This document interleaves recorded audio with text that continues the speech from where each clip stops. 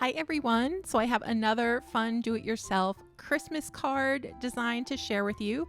This design takes no supplies. You just need to be able to draw a circle, and I am going to use a guide here. This is just a roll of washi tape. It's about 2 inches in diameter, and my paper is 5 inches by 7 inches. It's Arches cold press paper, and I'm just going to trace around the outside of my little washi tape here to get a Christmas ball shape.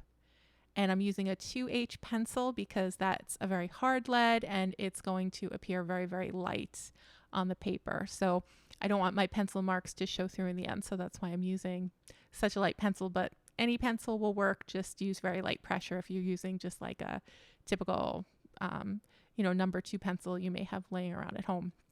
For the second Christmas ball, I'm going to overlap it slightly, and I'm also going to have it dangling down a little bit lower. And then for the third Christmas ball, we're gonna just hang him all the way down here in the lower left hand corner. And so this is just giving you the diameter in centimeters and inches in case you want to follow the exact proportions that I'm using in this video. I'm just going to erase that little outline where the balls overlap. So the second ball we drew is going to look like it's behind that first ball. I'm going to draw the little clasp on the top of the ornament. So it's like a little rectangle shape that gets fat at the bottom and is a little bit rounded on the bottom. And then the hook on top is just going to be that little curve that you see there on top. So it's a very simple design to draw a Christmas ball. It's basically a circle. And then you have your little rectangle that's fatter at the bottom, and then your little sideways C shape on top for the hook. And then I'm just going to draw a line to the top of the page to make it look like they are hanging down. And it's as easy as that. And you can arrange your Christmas balls however you like. If you want, you could just do one big Christmas ball in the center of the card if that's easier for you. You could try doing this in a landscape format and having a whole bunch of Christmas balls dangling at different lengths across the page. It's another idea. So now we're going to move on to our next step, and we're going to color in the first Christmas ball. And I'm just applying water first around the edges, being careful to follow that outline of the circle very closely. And then I'm just going to apply my yellow. This is Nickel Azo yellow. And I'm going to leave some white space just to make it look like there is a shine at different parts on the Christmas ball. There's no correct way to do this. You just want to make sure you have some little curved white spaces that kind of follow the curve of the ball in your Christmas ball. And then, they can appear kind of anywhere you like. So, another way to experiment is just to add some water in and then add your color and then let the color seep where it will, and maybe they'll just naturally gravitate towards some areas. But here I purposely left that little section light. And again, that's just the first layer of color that we're going to lay down. Now for this little ornament on the bottom, I thought it would be fun to have one ornament with a design on it. So I'm just going to add little leaves all around our little Christmas ornament on the bottom. So this is going to be our clear ornament or our white ornament. And I'm using a Cascade green here for the leaves, which is kind of like a hunter green color. It's got some turquoise, maybe some purple undertones to it. It's very dark green. And I'm just going to add my little leaf shapes. And then at the end, I'll connect them with a little vine, having them going towards the outside of our Christmas ball here. So you can do other designs as well. Maybe you want to try stripes.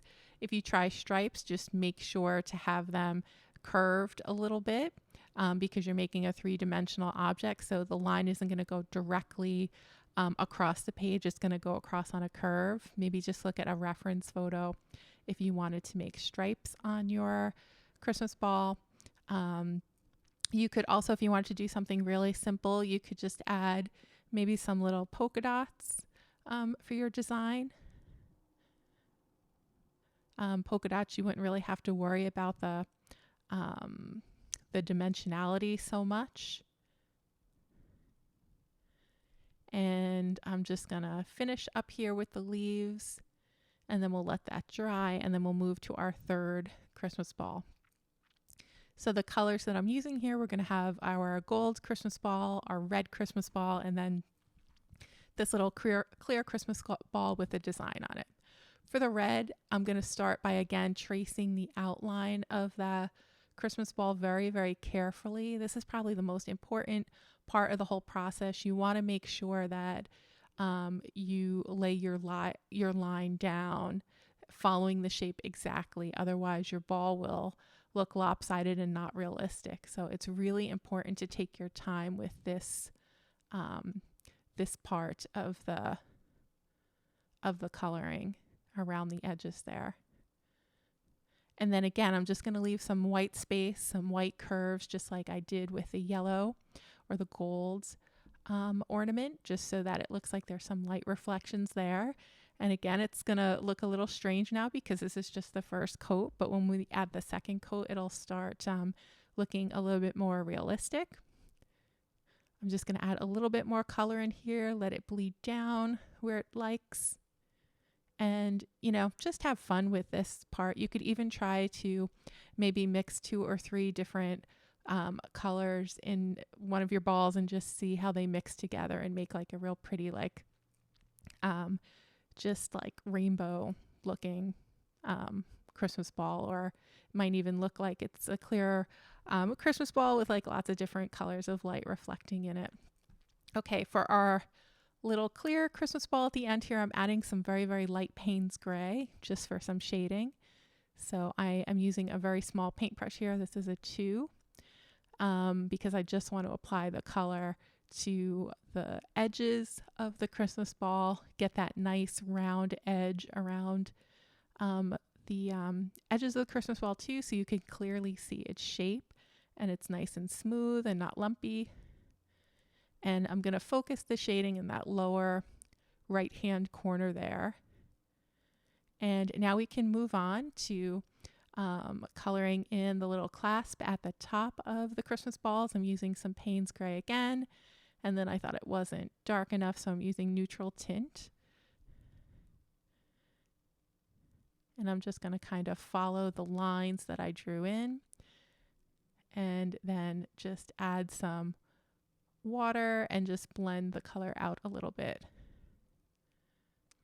And as I'm going through, every time you see the picture get a little bit blurry, that means that I took a heat gun to the paper to dry it. So as you're working on each section, you never want to apply color directly next to a wet section. So like if this yellow Christmas ball were not dry yet, then it would not be time for me to apply the color to the little clasp on top. So as I was working through this, I probably had to stop and dry my painting maybe 5 times. And every time you see the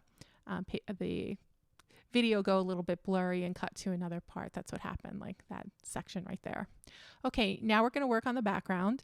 So we're going to have a Payne's blue-gray background. I'm going to apply water first. You want to be very careful here not to get any water on the Christmas balls, because then the background will bleed into the Christmas ball and it will look sloppy. So just be very, very careful when you lay that first layer of water down, and then we'll apply the color. And I'm applying it to the edges and I'm letting it bleed towards the center. So I want to stay away from trouble of accidentally getting some blue into one of my Christmas balls. So I'm just going to keep working my way around. And then that white space that we're leaving around the balls, that's going to end up looking like a little bit of a glow emanating from them in the end. But I also want to try to avoid any harsh lines. Like you see, there's a harsh line a little bit by that red Christmas ball between the background and where the ball starts. So I'm just going to try to smooth it out with my paintbrush that just has clear water on it. And if you wanted to eliminate any possible like harsh water lines around your Christmas balls, another way to do this painting, and the way that I did the first painting that I'm going to show you at the end of this video, is to do your background first and then let it dry and then add your Christmas balls. So you'll get, I think it's easier to get like a cleaner division between the Christmas balls and the background if you do it that way. And when you see the second version, you'll see that. But they both look great. It just depends on what your preference is. I think the benefit of doing the balls first is that you get a cleaner outline around the Christmas balls. And you'll see that in the first version, there's a little bit of lumpiness on a couple of the balls there, but beautiful either way. So I'm just adding some more color in here just to deepen up the edges. So I want the corners to be pretty dark, and then I want there to be some darkness in between the bulbs as well, but then I want the actual area around the bulbs to just be pretty white. Now we're going to draw some pine stalks here. So I'm just going to draw a curved line with my Cascade green, and then just pull out my branches. So they're just, needles, pine needles. So they're just these little thin stripes of green coming out on a diagonal on either side of the stalk. I'm going to add another curved stalk to the left of our little white ornament, and just add the pine needles as well. So here I'm being careful not to, I want it to look like the pine needle is behind the Christmas ball. So I'm just being careful to not get into the white of the Christmas ball accidentally. Now we're going to add some shading. So this is Undersea Green, which is a darker green. I'm just going to add a couple of stalks on either side just to give a little bit of dimension to our pine needles here. And then at the end, we're going to do something really, really pretty to really make the pine needles pop. I'm going to do the same on the pine branch on the left here. Just adding in my little strips of color with my Undersea Green. And then we'll add one more little branch here that you're only going to see part of, but I just wanted to fill in the whole bottom of the little painting with pine branches. We'll put one more here right underneath this yellow Christmas bulb. Again, same method. I draw the center of the pine needle branch, and then I just have my little pine needles come out diagonally from either side. And I start with my Cascade green for my first layer, and then I do my second layer with the Undersea Green, which is darker. And then here I'm just going to add some more color on the bottom there with the Undersea Green. And now moving on, we can work on adding our second layer of color to our Christmas balls. So this is Paraline Maroon here. So the second coat that we're going to use, it's a real pretty dark red. And I'm just going to trace carefully around the edges of the Christmas ball. And then before that paint dries, I'm going to take clear water with this larger brush and just blend out the color a little bit so that I don't end up with a harsh line. Take a little more water and blend it again. And now I'm going to finish with my shading with that concentrated color on the small brush. We're going to have a shadow here because this Christmas ball is behind the yellow one, so I'm going to add a lot of color there. Take my water, blend it out, trying to maintain the integrity of those little shine marks that I added with a little white. And then just some more clear water just to blend all that red color out.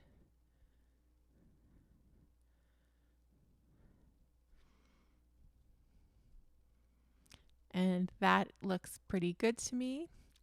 And now we can move on. I think we're going to move on to the gold Christmas ball next. No, not yet. Going to add some more color to this red Christmas ball just to deepen the color a little. We'll dry it. And then we'll work on the gold Christmas ball. So for the second layer of color, I'm using quinacridone gold. So we started with nickel azo yellow. I'm going to move on to quinacridone gold, lay down my line of concentrated color, pulling it out with a bigger brush with just some clear water just to blend it into the first coat, adding some more shading under the bottom of the little clasp, and then a tiny bit on the left side there. And then I'm just going to blend it out with clear water.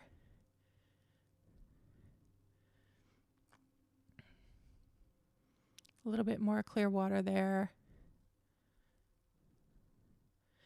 And now for this one, I wanted there to be a little bit less white space, so I'm just blending some of the color that's already down out into that white space with just clear water. Just going to do that a little bit. And then I'm going to add a little bit of darker color as well, just to help with the contrast, to really, really make the little shine marks stand out. And then the rest of what I'm going to do is I'm just going to blend in the color that I just laid down until it gets to a point where I'm happy with the shine. I think I'm happy here. Now we can add a little bit more shading to our Christmas ball on the bottom. This is Payne's Gray. And then I'm just pulling the color out with clean water, adding a little bit more shading under the clasp and then on the left side as well, pulling it out with clear water. Trying to leave the center pretty light just so that it looks three-dimensional, and adding a little bit more shading on the right there just to have some contrast between the background and the Christmas ball. That's changing the shape a little bit. Now our Christmas ball looks like it's a little pointy on the end, which is fine. It just means I drew outside the line at some point, but I'm liking how it's looking, so it's fine. Adding a little more Payne's Gray on the left. And now we're all done with the hard part. Now we can add in our little hook. I just took a very small number 2 paintbrush and neutral tint, which is what I like to use whenever I need to draw black in, and I'm just going to trace over the lines that I added with that neutral tint. And then we'll add our little string that's attaching the ornaments and just have it go all the way up to the top there.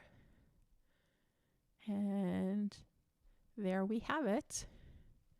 So now we have our detail in, and now we're going to do something fun. So I'm going to take iridescent moonstone, and I'm going to add some water right into my little container here, and using my number 4 brush, we're going to add some little squiggles into the white ornament. I know I have some ornaments that have, just pretty little like crusted silver glitter designs on them, and I just thought it'd be nice to add that touch. I'm not doing any pattern, I'm just adding squiggles. And then I'm going to add some silver to the branches as well. So I'm just adding just like drawing in new pine needles, but these are silver, and that's going to make it look like there's a real pretty glittery highlight on it. Maybe it's snow, maybe it's just the magic of Christmas. Don't know, but it does make it look extra special and pretty. Normally I'm not a fan of metallic paints, but I feel like for Christmas that is the perfect time of the year to bust them out and just add a little glitz to your paintings. I also added some of that iridescent moonstone to the clasps on the balls, but then didn't quite like it, so I'm just darkening it back up with some neutral tint. And then I'm just going to spatter some iridescent moonstone drops over the back. I'm going to show you another version of the painting where we don't do this, so if you prefer to do it, you can. If you don't, you don't have to. If I had to do it over again, I probably wouldn't have done the spatter, but I think it's fine. And then I'm going to peel off the painter's tape, and now we have our finished Christmas painting. And there we have it. So here are our little Christmas balls and our pine branches beneath it. It's so pretty and shiny. And then here's the first version I made. So the shading on the Christmas balls is a little different here if you want to follow that one. And also I didn't do the spatter. And otherwise I think it's pretty much the same. And it looks like I forgot to draw the hooks in on the first version. All right. Well, that's all I have for you today, everyone. I would love to hear from you in the comments.